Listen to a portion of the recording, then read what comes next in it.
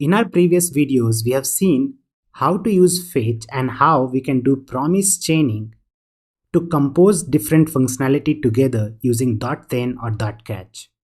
In this video, we are going to take a look at what are the different ways we can handle promises error in a better way.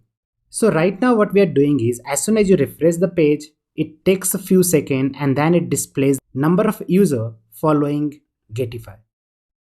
And how we are doing it is we are fetching data using fetch, and then because fetch returns a response object, we are converting that response into JSON, and after that we are getting access to users, and using for each we are creating li and putting the name inside li and appending it inside ul.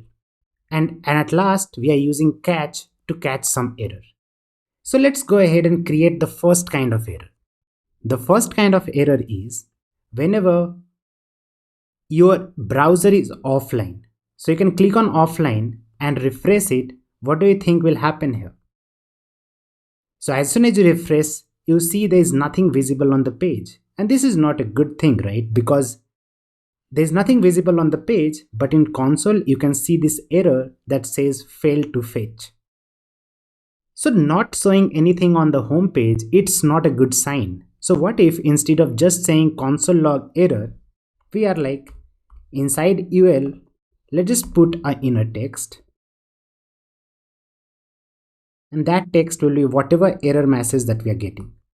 So now when you refresh it, instead of showing a blank screen, we are showing failed to fetch. So this is a lot more better.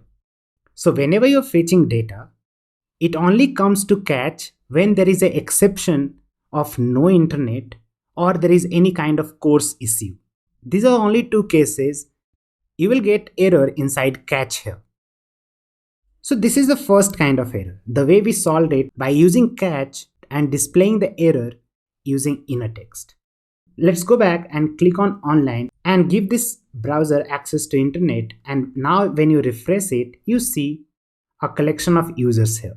Now let's see what are the other kind of error that is very common to see. There are a lot of times that instead of fetching data from the right URL, you just add some extra route that doesn't exist on the website. So here we have api.github.com/users/getify/followers. But what if I just add a random thing here? We know that it doesn't exist on GitHub.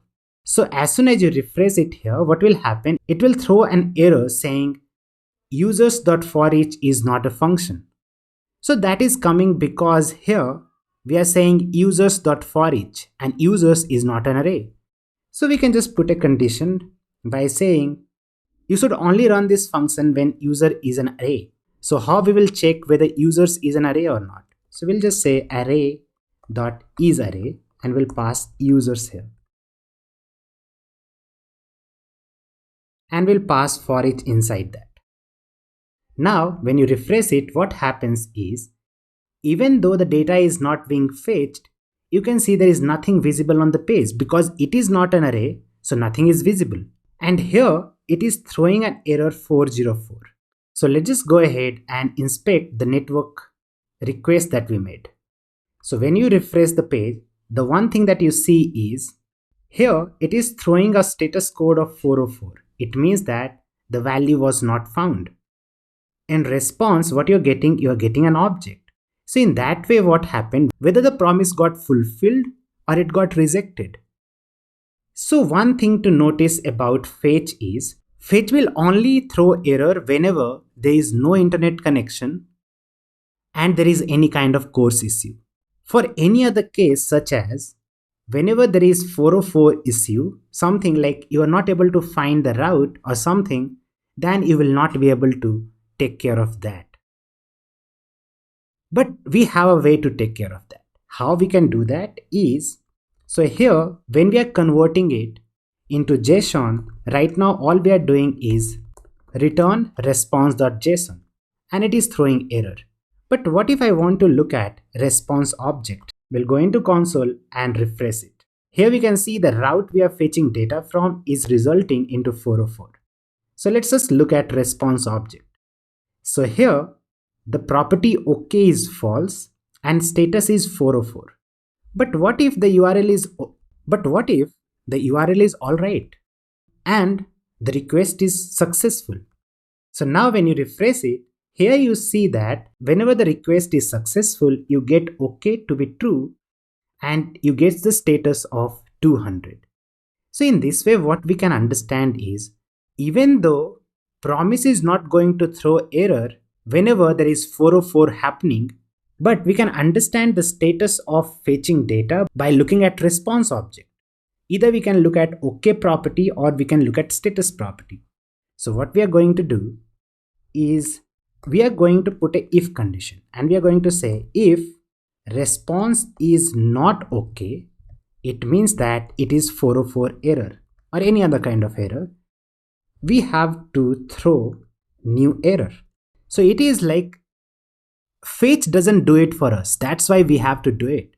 So here we are going to throw new error saying something went wrong, or you can say error happened, and the status code you can put it here. Where will you get access to status code? You can just say response.status.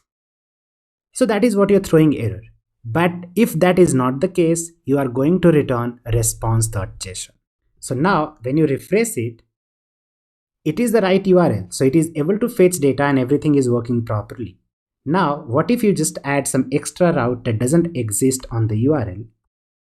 You save it, you refresh it here. Now what do you see?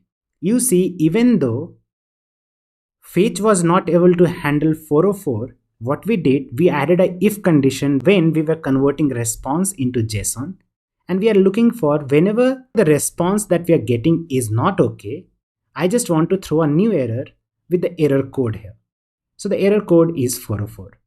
And because you are throwing error manually, it will get caught by .catch. So few things to remember. Whenever promise is rejected, it throws an error. And that's why it comes to catch. But here, in the case of 404, promise was not throwing an error. So that's why we used if-else condition to throw an error whenever the response is not okay. So in that way, we were able to handle the second kind of error we can get. Now, what we can do, we can fix the URL and refresh it and everything works properly.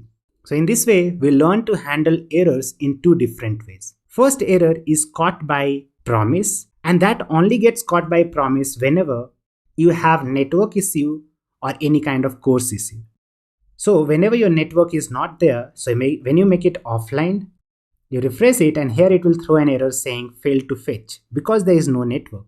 And it can be caught into .catch. Now next kind of problem that happens is you just pass a wrong URL. So instead of followers, you just add some random thing and your internet is back. You refresh it, then here you see that this is another kind of error, that is 404, that is getting caught because of this extra if statement when we are converting response into JSON. So we'll go ahead, fix it. Now when you refresh it here, you'll see that your page is working properly. One more thing I would like to add here is browser gives you a special property on navigator object. So you can say navigator.online and press enter, and it will give you true or false based on whether your browser is connected to internet or not. And based on that, you can put a condition inside any of the UI and you can say, so if the internet is connected, do this, otherwise display there is no internet or something like that.